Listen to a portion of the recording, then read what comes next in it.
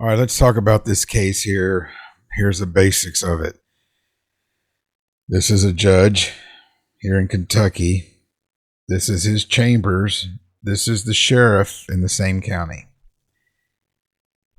Apparently, right before this incident, they were at lunch together and had a disagreement of some sort.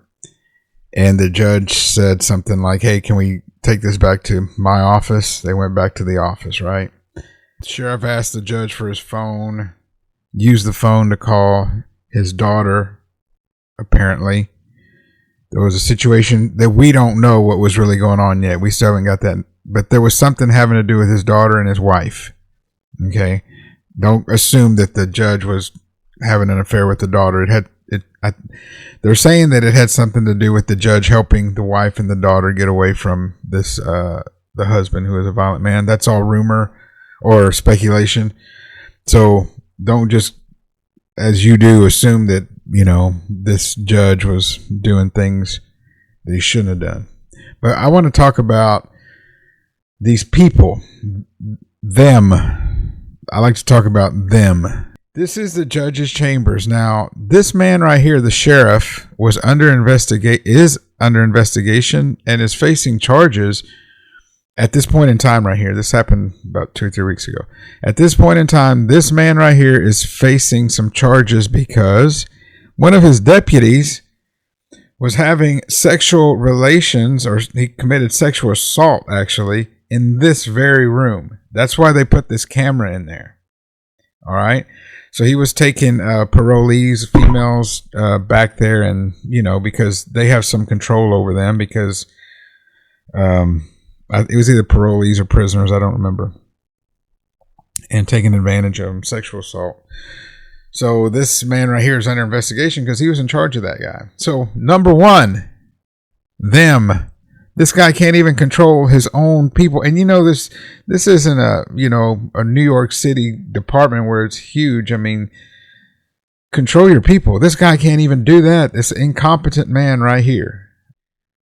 They had originally thought that had something to do with it until they found out about the phone calls, so on and so forth. So right before this happened, this man took the judge's phone, called his daughter from his phone.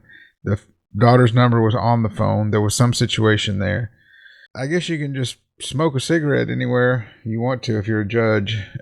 So anyway, smoking a cigarette, having a coffee or whatever, and look what happens. The guy backs up. You can tell there's going to be something going on here. He's got his hands up. He got a cigarette. Here's a mistake he makes. First of all, bringing this guy back there into your chamber with a gun. Don't ever do that. I don't care if he's a sheriff. If I was a judge, nobody would be allowed alone in the chambers with me if they had a gun and I didn't have a gun. That's number two. He doesn't have a gun on him. He should have a gun. The judge should have a gun. And I'm not just saying because of situations like this. Things happen in a courtroom every once in a while, and there's no reason for the judge not to have a gun. Pulls out his gun. Puts its hand up. That's a natural reaction. If you're ever in this situation, do not.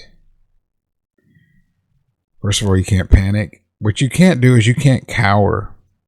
You have to stay cool and explain to them. You're going to have to Jedi mind trick these people, honestly. Put your hand down and just say, hey, put the gun up. You don't want to go to prison the rest of your life. It's a misunderstanding. And then just keep on. Don't, because there's a chance if you do that, they may just snap out of it and come back to their senses. See, not to get into it too much, but when somebody is feeling rage or is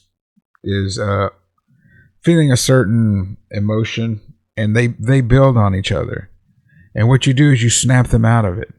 And some people are really good at this. This guy's feeling a lot of anger and emotion.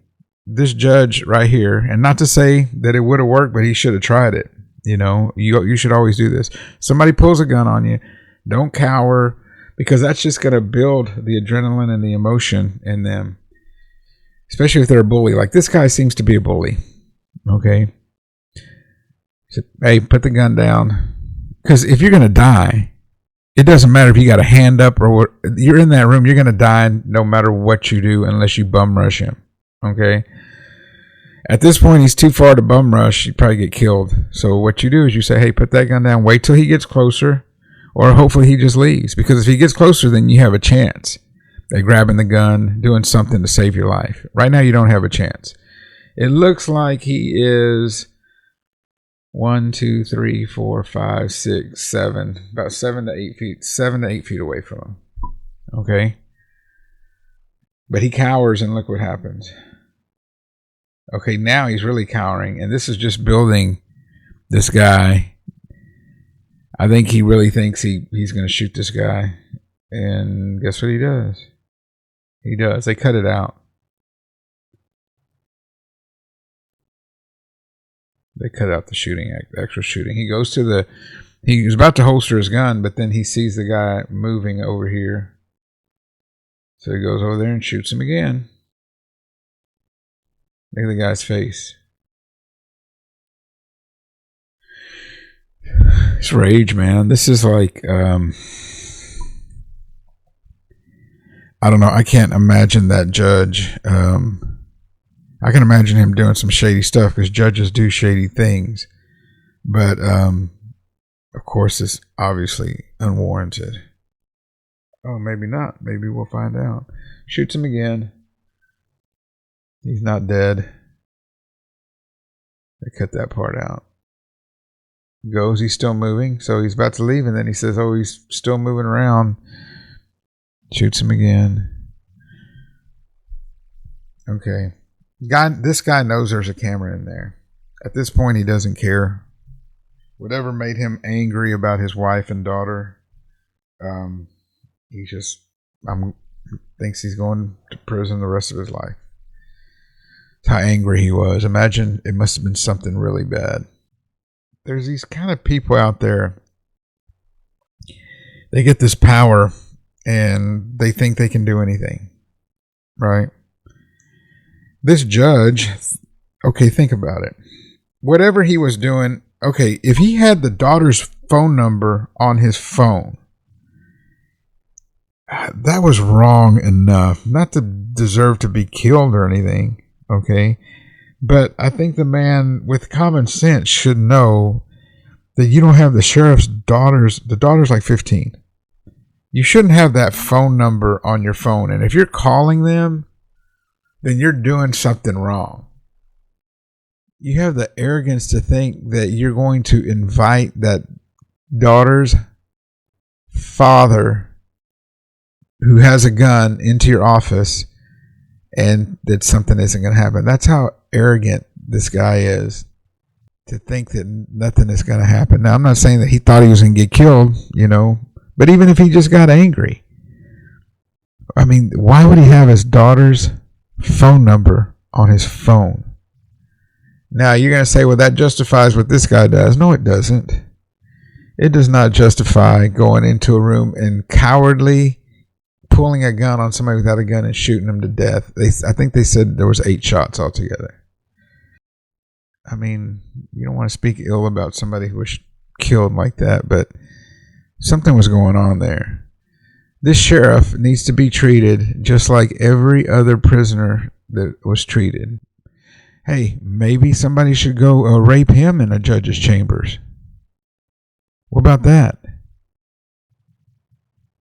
Hey, that would be exactly how he allowed other prisoners to be treated.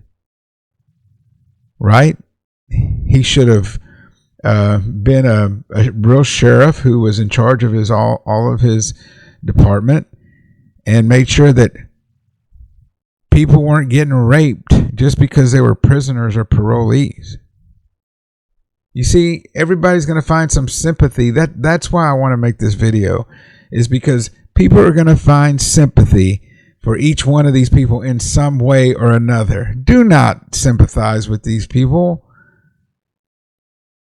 They showed exactly who they are. And it would not be even justice on this earth unless, like I said, that sheriff was taken to a judge's chambers and raped by a deputy, just like he allowed that to be. Okay. And the judge himself, I don't know. I don't know what was going on, but just on its face, talking to the guy's wife and daughter, especially the daughter, well, especially the wife, but the daughter, 15 years old, that was stupid. Did he deserve to die? Well, I don't know what else kind of stuff he does, but for that, no, he didn't deserve to be killed like that. But these people, those people, I just don't get it. Y'all have a good day.